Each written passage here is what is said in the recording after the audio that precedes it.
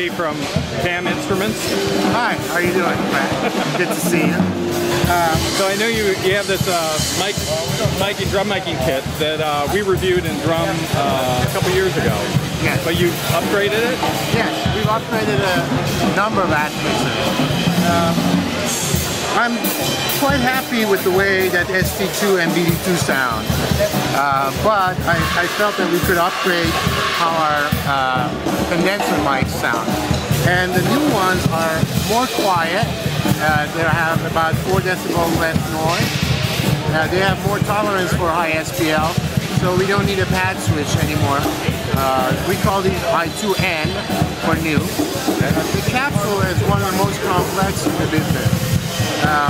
Normally, if you look at the capsules for pencil condensers, there's 3 layers. There's a diaphragm, there's a back plate, and there's a plastic part behind it. As you can see, this is much thicker construction, and there are layers behind the back plate that actually muffle the reflections back to the diaphragm. So this gets rid of any metallicness, which is usually found in pencil condensers with, let's say, frequencies between 5 to 8K. We still combine, supply it with an Omni capsule and a cardioid capsule. So it still comes with 2 capsules for each mic. Yeah. One other thing that's upgraded is the mic clip. It's heavier duty. The older ones were plastic, sort of soft plastic. These are harder plastic. That's awesome. So I understand you have another new drum mic as well? Yes, we have a mic that has multiple uses. We call it Spectrum. It has a very wide frequency response, and it's a dynamic microphone. It has very high SPL.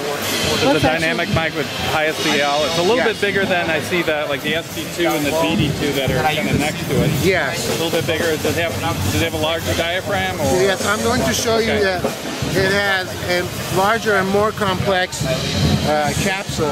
The capsule actually has a dual coil structure. There are 2 coils.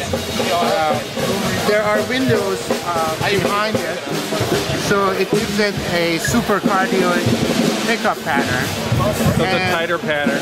Tighter pattern. Some of our artists have been using this as a vocal mic on stage. Okay. Hank Williams 3 is one of them. Oh, okay. And also, it sounds fantastic on toms. Toms, okay. Yes, and snare.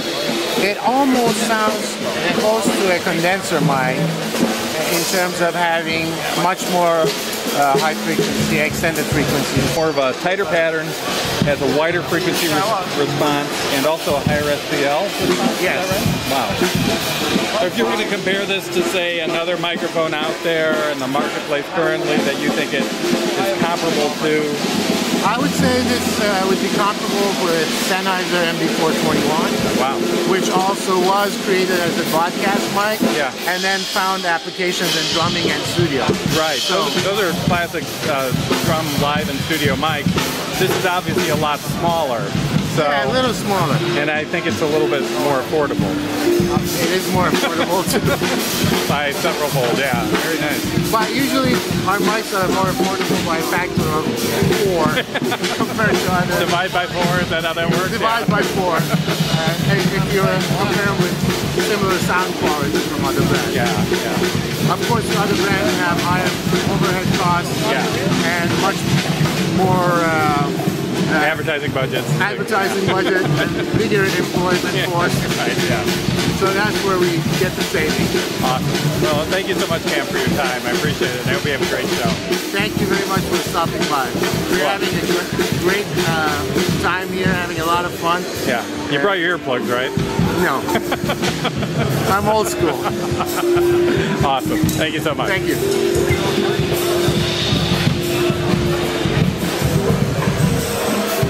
Got it.